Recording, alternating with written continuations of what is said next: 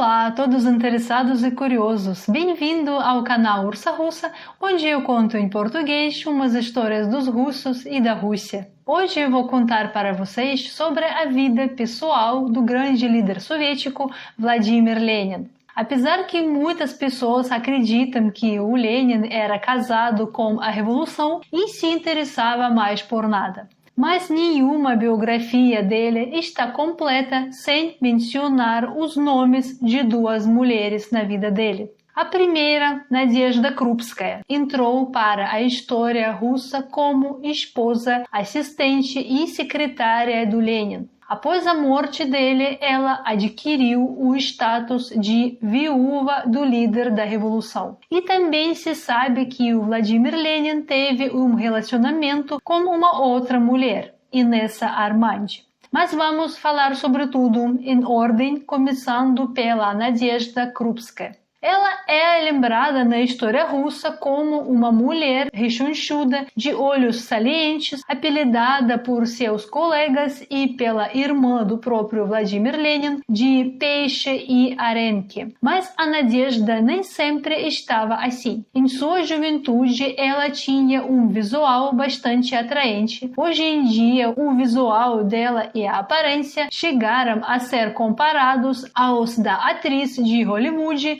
Scarlett Johansson. Hoje em dia, as pessoas acham muita semelhança na aparência delas. Nadezhda Krupskaya nasceu em 26 de fevereiro de 1869, em São Petersburgo, numa família nobre meio empobrecida. O pai dela foi um militar e participante do movimento revolucionário na Polônia. A mãe era uma governanta doméstica. Quando a Nadezhda tinha 14 anos, o pai faleceu de tuberculose. Em 1887, ela se formou com honras e com uma medalha de ouro num colégio feminino particular de São Petersburgo e ingressou em uma organização marxista, começou a dar aulas em uma escola para adultos e realizava uma atividade de propaganda. Nadezhda teve contato com as ideias revolucionárias e com o próprio marxismo muito antes do Lenin, devido ao seu pai e a um homem marxista que cuidava dela e da sua mãe após a morte do pai. E devido à sua atividade profissional, ela já conhecia alguns revolucionários. Em 1894, ela conheceu o jovem marxista Vladimir Ulyanov, futuramente conhecido na história mundial como Vladimir Lenin. Vou lembrar aqui que o Lenin foi um dos pseudônimos do Vladimir Ulyanov e o verdadeiro sobrenome do Lenin era Ulyanov. Eu vou chamá-lo no vídeo como o Lenin porque é mais adequado na história e ele é conhecido na história com esse sobrenome mesmo. Naquela época, Vladimir Lenin foi apelidado de Velho devido à sua aparência. Os contemporâneos mencionavam que a aparência dele era muito envelhecida e ele já era careca e isso tudo fazia ele parecer ainda mais velho que ele realmente era. A Nadezhda e Vladimir se conheceram num encontro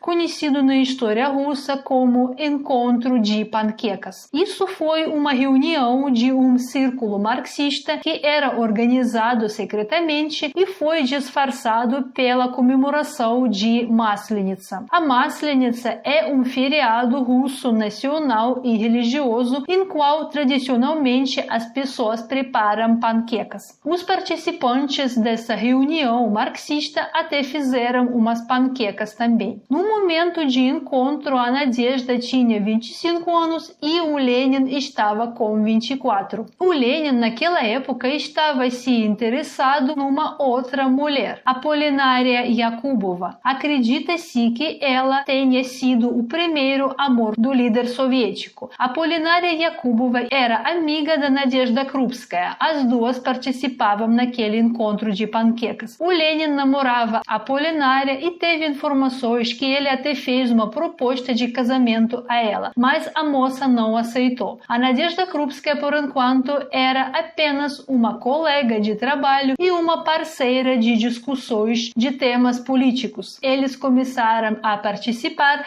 nas organizações de união de luta pela emancipação da classe trabalhadora e faziam várias atividades políticas. Futuramente, o Lenin adoeceu com pneumonia e Apolinária se afastou dele. Quem estava cuidando do Lenin nesse período foi a Nadezhda Krupskaya. Em breve, o Lenin ficou preso e foi enviado para exílio na aldeia Shushenskoye, na Sibéria. A Nadezhda Krupskaya se tornava cada vez mais próxima. Nesse período, eles já mantiveram uma correspondência e um dia, numa carta, o Lenin propôs a ela ser sua esposa. Bem, serei então a sua esposa, respondeu Nadezhda Krupskaya. Existe uma outra versão entre os historiadores, segundo a qual a decisão sobre o casamento foi tomada dentro do partido, porque a Nadezhda era uma excelente candidata como secretária e assistente na condução das atividades políticas e literárias do Vladimir Lenin. Em 1898, no exílio na aldeia de Shushenskoye, ocorreu o casamento bem simples de dois ateus em uma igrejinha local. O casamento foi uma medida necessária, pois os dois naquele momento estavam exilados. A Krupskaya, devido à sua atividade revolucionária, ficou presa também e foi condenada a exílio numa outra cidade. O exílio dos dois foi destinado para os locais diferentes. Somente o casamento dava direito para os dois passavam no exílio juntos. A Nadezhda veio para o exílio junto com a sua mãe e o Lenin morava com a sua sogra, que ajudava de cuidar de casa e preparar comida. Basicamente, todo o serviço doméstico fazia a mãe, porque a Nadezhda não era muito boa nessas coisas todas. Ela não sabia e nem gostava de cozinhar. As alianças de casamento foram feitas de moedas de cobre. Posteriormente, eles nunca mais usavam essas alianças. Quem fez as alianças foi um artesão da região. Posteriormente, Nadezhda começou a desenvolver a doença de Graves. É uma doença autoimune do sistema endócrino. Acredita-se que isso era a razão pela qual ela não conseguia engravidar e ter filhos. Naquele período, nem na Rússia nem na Europa sabiam como tratar corretamente a doença dela. Ela fez até uma cirurgia, mas isso não ajudou muito na cura. Também tem uma outra informação que a Nadezhda Krupskaya tinha infantilismo genital, o que também impedia ela engravidar. No entanto, falta de filhos não representava um problema nenhum em seu relacionamento com o Lenin. O casamento dos dois, em geral, foi uma união de dois camaradas e parceiros. O Lenin achou nela uma praticidade e confiabilidade. A Nadezhda Krupskaya tinha enorme capacidade de trabalho, era muito produtiva e administrava todos os negócios e atividades do Lenin, atuando como sua secretária, cuidava de correspondência e servia como tradutora, editora e criptografista do seu marido. Ela escrevia por Lenin muitas cartas da conspiração, memorizava e guardava na cabeça muitas informações e dados secretos. Tinha uma caligrafia belíssima e falava vários idiomas. Curiosamente, na história russa praticamente não existe nenhuma correspondência ou algum registro de amor, paixão e sentimentos entre Lenin e Krupskaya. A história russa geralmente retrata o Lenin como um revolucionário sério, pensando apenas em suas ideias políticas. Alguns historiadores concordam, acreditando que o Lenin via a Krupskaya apenas como uma camarada nos negócios. Parece que o Lenin com Krupskaya não trocaram entre si umas cartas de amor. Toda a correspondência entre eles se tratava apenas dos negócios. Talvez isso ocorria por razões de segurança, pois a própria Krupskaya ensinava aos seus alunos sigilo e conspiração e se comportava de acordo com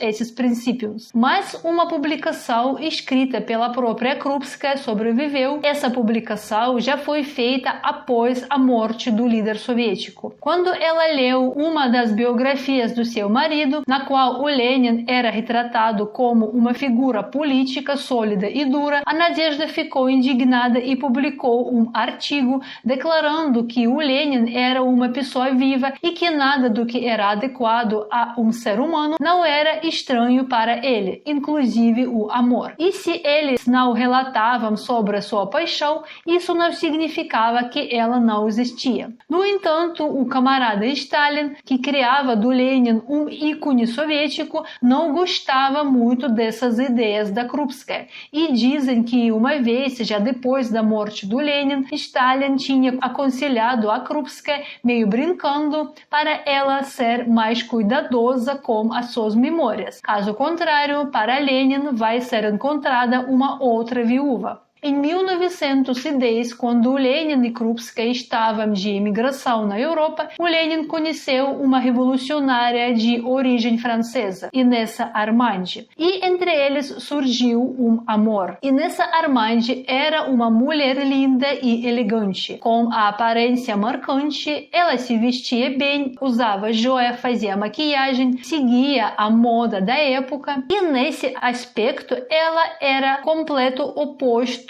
da Nadezhda Krupskaya, que estava completamente nem aí para as coisas femininas. Além disso, Inessa Armandi também era muito inteligente e educada. A Inessa Armandi foi nascida na França em 1874 em uma família de cantores de ópera. Desde a infância, ela passou a viver na casa da sua tia, onde ela conheceu família de fabricantes têxteis Armandi. O filho mais velho do dono da fábrica, Alexandre, se apaixonou por Inessa e se casou com ela. Eles viveram juntos por 10 anos e tiveram 4 filhos. Posteriormente, com 28 anos, a Inessa tinha como amante o irmão mais novo do seu próprio marido, de 18 anos. Do irmão do seu marido, do seu cunhado, ela tinha mais um filho. E, sob a influência do cunhado, a Inessa se aproximou ao grupo social-democrata de Moscou. Inessa ficou fascinada pela luta revolucionária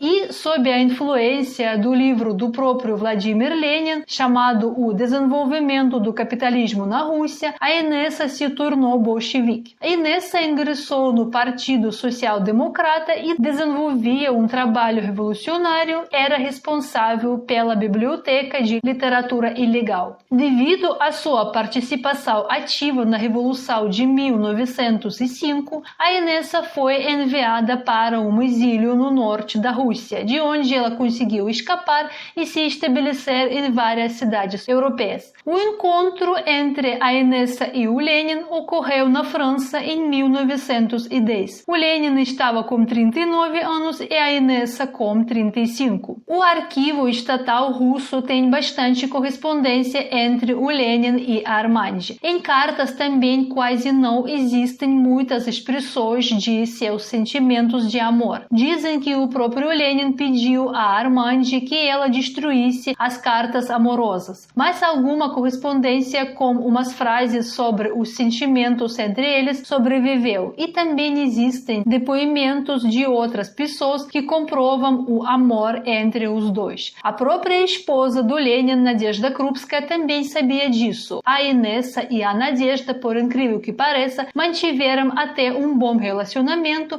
e tentavam ser amigas. Krupskaya até mantinha um retrato da amante do seu marido na sua mesa de trabalho e interagia com os filhos da Inessa. As duas mulheres se tratavam bem e teve uma época quando os três chegaram a morar juntos num apartamento. A Inessa Armandi ajudava nas tarefas de casa e tocava piano, que o Lenin gostava de ouvir. Para esse triângulo amoroso, o mais importante era os trabalhos para o partido e para os negócios comuns. A Inessa traduzia as obras do Lenin e publicações do Comitê Central do Partido. Fazia vários trabalhos revolucionários e participava em movimento feminista defendendo a liberdade das mulheres. Tiveram também alguns rumores de que o Lenin e a Armandi tiveram um filho ilegítimo, mas essa informação não tem provas e confirmações por nenhum um historiador. Uma vez Nadezhda Krupskaya ficou de saco cheio desse triângulo amoroso e quis ir embora, deixando o Lenin com a Inessa em paz. Mas o próprio Lenin pediu que ela ficasse, e brevemente quem foi embora foi a Inessa. Devido ao pedido do próprio Lenin, alguns biógrafos consideram que o amor com a Inessa começou a atrapalhar a missão principal da vida do Lenin, o trabalho revolucionário. E assim, por Lenin foi escolhida uma outra mulher, a revolução. Mas, de certa forma, esse triângulo amoroso continuou até a morte da Inessa Armandi. Em abril de 1917, o Lenin, junto com a Armandi e a Krupskaya, chegaram à Rússia, no famoso vagão selado. Em 1918, o Lenin incumbiu para a Inessa uma tarefa importante, de contrabandear e trazer de volta milhares de soldados da força expedicionária russa que estava na França. Essa tarefa deveria passar sob um disfarce da missão da Cruz Vermelha. A missão fracassou e a própria Armandi foi presa. O Lenin, ao ficar sabendo disso, ficou furioso e proclamou ao governo francês que, caso não libertassem a Inessa, ele vai executar todos os diplomatas franceses em Moscou e todos os franceses que estão no território russo. Assim, a Inessa foi libertada. Após seu retorno, ela ocupava em Moscou vários cargos administrativos de alto escalão e morava em apartamento de 4 cômodos próximo do Kremlin. As relações dela com o Lenin foram renovadas, principalmente após a tentativa de assassinato do Lenin, mas já os encontros não eram tão frequentes porque o trabalho do líder soviético tirava muito tempo dele. Devo comentar aqui sobre os 5 filhos de Inessa Armandi. Quem cuidava de todos eles enquanto ela estava ocupada com o seu trabalho revolucionário foi o primeiro esposo dela, que cuidava dos 4 filhos próprios e de um filho de Inessa com o seu irmão, que faleceu de tuberculose já há um tempo. A saúde da própria Inessa desse período pós-revolucionário estava piorando e o Lenin providenciou para ela uma viagem para Cáucaso, numa cidade onde faziam tratamento com águas minerais. Nessa viagem, ela ficou contaminada com cólera e em 24 de setembro de 1920, a Inessa Armandi faleceu. O caixão galvanizado com o corpo dela foi enviado de trem para Moscou, onde foi recebido por Lenin com a Krupskaya. Alguns contemporâneos relatavam que o Lenin estava inconsolável e morto de tristeza. A própria Nadezhda Krupskaya escrevia: "Tenho medo de que a morte da Inessa acabe com Vladimir. Ele está chorando e olhando para o nada."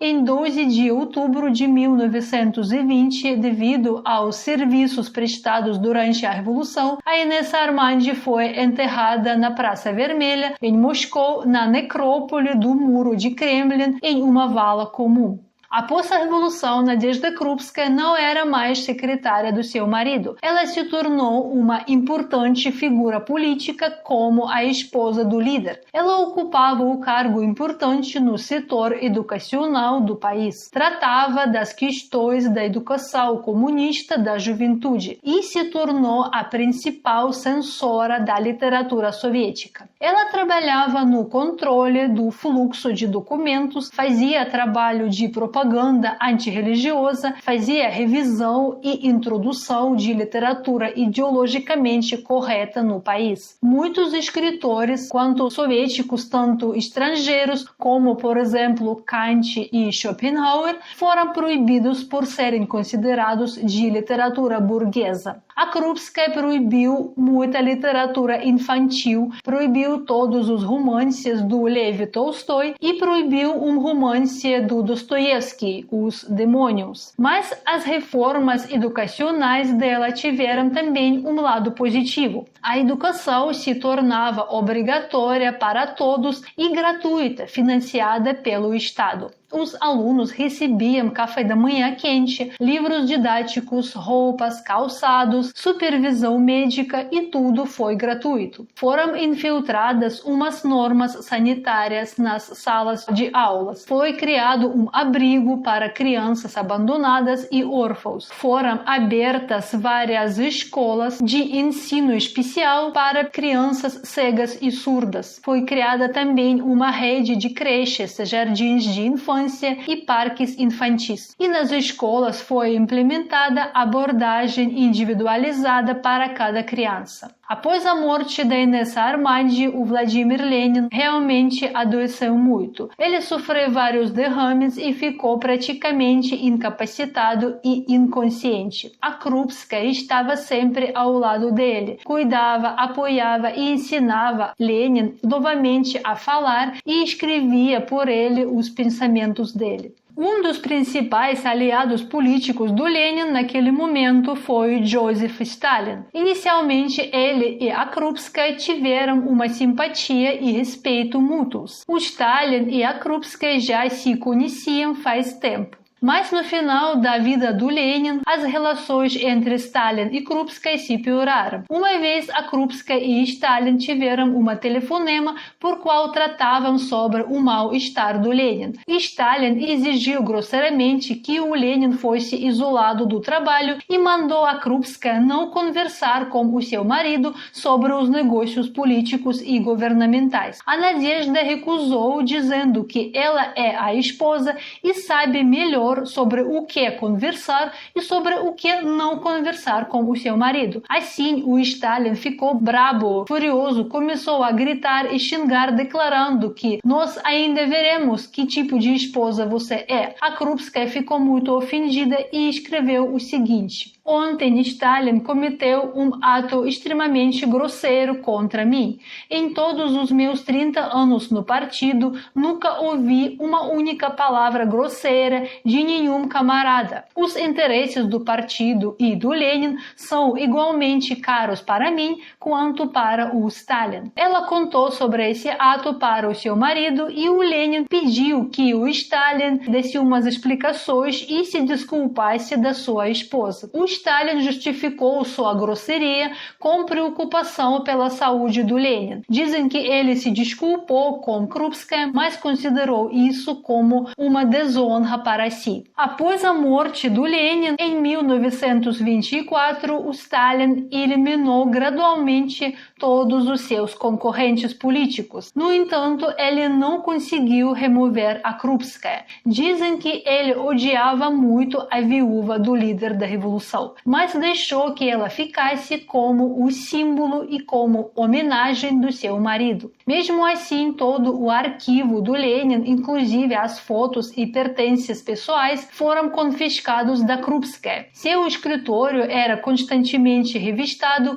sua correspondência era verificada e suas publicações foram censuradas. Corriam rumores de que ela pretendia discursar em um dos congressos do partido, alegando que já está no partido por mais que 30 anos e tinha algo a dizer. Mas o que ela tinha para dizer, ninguém nunca soube, pois ela faleceu algumas semanas antes do congresso. Nadezhda Krupskaya viveu 70 anos. Ela faleceu inesperadamente no dia seguinte do seu último aniversário. Em torno da sua morte surgiram muitas teorias de conspiração. Segundo uma delas, que é mais popular, é que a Nadezhda Krupskaya foi envenenada pelo camarada Stalin. Alegadamente, para a aniversariante, o Stalin enviou um bolo de presente, depois de comer qual a Krupskaya passou mal. Segundo a versão oficial, a Krupskaya passou mal no jantar do seu aniversário e morreu de peritonite e apendicite, apesar que ela estava bem em poucos dias antes e até cozinhou pelmeni. É um prato de bolinhos de massa recheado recheados com carne. Ela começou a se sentir mal e os convidados chamaram a ambulância, mas a ambulância demorou quase 4 horas para chegar até lá, e por alguns motivos meio estranhos que, antes de mais nada, era preciso comunicar e informar sobre o ocorrido à liderança do país, pois ela era a esposa do próprio Lenin e precisava receber uma ordem, permissão e mandamento de cima do que fazer, e por isso que os médicos só conseguiram levá-la no hospital e prestar a ela cuidados necessários depois de 10 horas. Isso foi uma grande perda de tempo. Os historiadores acreditam que se fosse acontecido com uma pessoa comum e se prestasse rapidamente os tratamentos médicos adequados, daria como salvá-la. Foi ou não foi o camarada Stalin a causa da morte da esposa do líder soviético, ou a morte dela foi apenas uma coincidência? Ninguém nunca soube e jamais saberia. O corpo da Krupskaya foi cremado e a urna com as suas cinzas foi colocada na necrópole do muro do Kremlin em Moscou. Quem estava carregando a urna com as cinzas no enterro